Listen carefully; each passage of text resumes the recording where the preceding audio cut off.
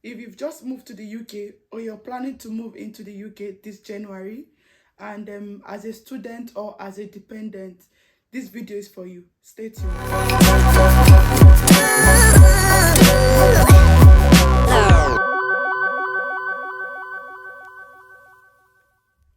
Hi guys, welcome back to the channel, and happy new year to you guys again. And if this is the first time you're seeing this face, my name is James, and on this channel we just talk about our life in general. And what am I going to be talking about today? So I just literally sat down and I was having that discussion with my husband, and I'm like, I think it's something worthy to put out there, right? So what I want to talk about is for people that are just coming into the United Kingdom. So you're coming as a January intake. You're either coming as a student, or you're coming as a student with your dependents, or you're coming by yourself as a singular student, right? I'm just going to lay out, like, give my own tips that I think would be useful for you in regards to you settling in the UK, and what you can do, how to sieve information and all of that. So what I'd like to just do is I'd like to start off with students, tips that I think that would be useful for you as a student, and then I'll go over to dependent, and then we can wrap it up. All right, so what I'll just do first is, as a student, even as a dependent, you've come into the UK, you've picked up your BRB, you've settled, or maybe not fully settled, you're trying to get an accommodation. The first thing that I'll just advise you guys would be that, once you know the area or the city that you're going to be living in, or around that area, there are always agents around. So not only do you want to do it online with like Zoopla and the likes, even though there are great platforms, Zoopla, Open Rent, Spare Room, what's the other one? I can't remember the fourth one, but they are also good. But what you can also do is register with these agents, let them know what you're looking for, give them your price range, and trust me, they'll bombard you with email. Once they have an apartment, before they put it out, they'll let you know that this fits into what you want, and they'll call you. So this might also help you in regards to getting your accommodation, right? So once you've sorted all of that, you've settled, I know that the next thing for you is that you might be thinking, oh, I want to get a job, I want to do this, I want to do that. Now, what I would like to say is, as a student, in regards to you getting a job as a student, right, at this point you must have prepared your CV in the UK format, UK format. But if you've not prepared your CV, I definitely have a video in regards to CV on this channel, so you can check it out. But in regards to that, you need to prepare your CV in the UK format, and then after that you need to apply. What I also want to let you know is that if you are a professional and you're coming in as a student, this might be a bit tough. But yes, there are people that are getting 20 hours job in regards to their experience that they've had from their home country. I can count like at least 5 people that I know that are currently, like, it might be tough. And I have a video about on this channel where I spoke to one of my friends, how she's a project manager while also schooling in the UK. And I'll drop the link here. You can check that for yourself. And the sky is your limit, to be honest. Like I said, it might be tough. You might need to sit down and make applications after applications. But a good place for you to start would be LinkedIn. Like, I've seen a lot of 20 hours role in recent times, so don't let that your experience go to waste. Give it a try, and while you're trying that, if you still need money to sort one or two things here or there, you can pick up shift job, whatever it may be, up until that time that you get what you are looking for. Don't let that your experience, don't let it go to waste, because it would go a long way. You'll be surprised at what you can get. Okay, now the other thing that I also like to talk about is, I know a lot of you might be seeing on the internet, oh, a lot of people are getting distinction. It must be very easy to go to school in the UK. Trust me, that distinction is hours and hours and hours of dedication, studying, and all of that. Especially if you are coming from where we've come from, which is Nigeria, Africa. I don't know about other countries, but I speak for Nigeria. The way they, the way we were being taught there is different from the way they teach here. So it's a very big difference. And what can I advise you? If you're coming newly as a student, network. Your lecturers are your friends. I don't mean like friend, but they are very approachable. If there's anything that you don't understand, feel free to approach them. Don't be scared. You know the way we used to be in Nigeria, or you don't want to approach this person. It's not the same here. They are there to help you.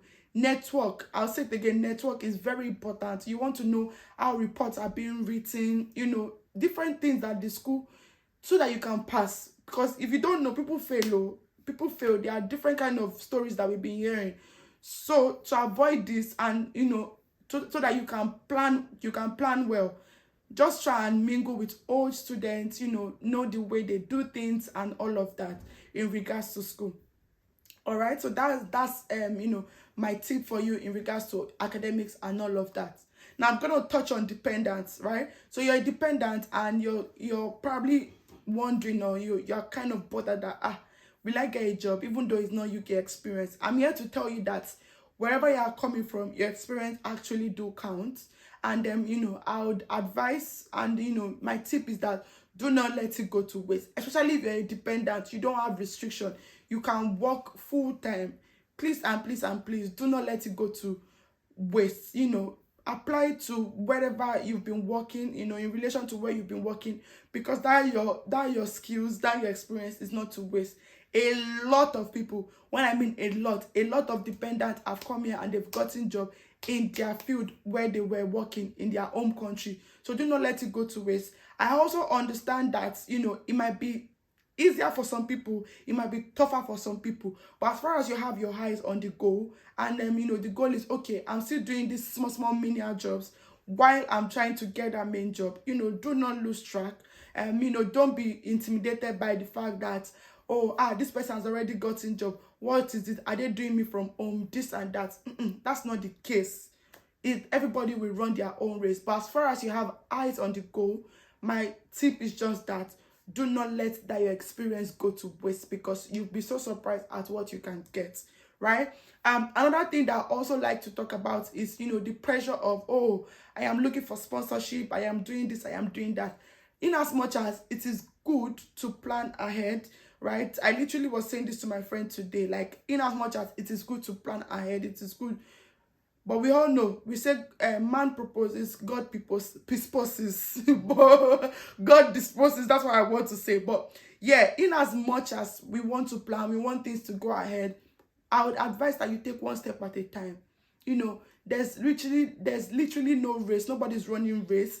And you always be hearing side talks of, oh, this one have gotten sponsorship 2 months down the line. This one has gotten sponsorship 10 months down the line. I'm here to tell you that everybody's trying to achieve, everybody's still going to get to the same bus stop, which is at least becoming a citizen in this country, right? That's what you're trying to achieve. No matter how long it takes, we pray that it doesn't take forever. But I'm just trying to say that do not pressure yourself, because there's one thing that you will hear constantly is how people have been getting sponsorship left, right, and center. Instead of that pressuring you, what I'd advise is, you know, use it as a motivation for yourself and say that, oh yes, one day you too, you get there. But you want to run race, you want to say, me too, I must do what this person is doing. Please, dear, you need to calm down, take one step at a time, okay? Also, you don't know, like, people are very different. You don't know if someone that you are competing, so like a lot of you see people are driving, people are doing that, and you want to say, me too, I want to feel among, I want to do this, I want to do that. You don't know if this person you are competing with has finished paying school fees. You don't know what the circumstances are. You don't even know if they are trust fund babies, and you want to be competing. So anything that will bring pressure to you, avoid it, because I'm telling you, you will see that a lot. But try to avoid it. If it's anything, let it be a motivating factor for you. All right, so that's just the thing. So know how to sieve out good information, know how to, you know, if you need anything, there are a lot of information online. And that brings me to my last point, which is that there are a lot of communities out there, regardless of where you are from. I am a Nigerian, and I belong to a community of Nigerian on Twitter, and I'm telling you that that's one of the best community out there. There's literally nothing that you're looking for that you will not find. Information, how to get jobs, CV. Even people are housing people. I'm not saying you should enter my DM or looking for accommodation, because no. But what I'm saying is that this community is very helpful. And if you're on Twitter, you can find this Nigerians in the UK community, and you know, the amount of help that you get from there, you will not believe it. So if you're not from Nigeria, I am very certain that there are other communities too out there, and you can belong to this community and they might be of help to you.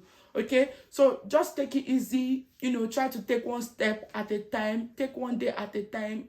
Everything will make sense, you know. Just take it slowly and slowly and slowly.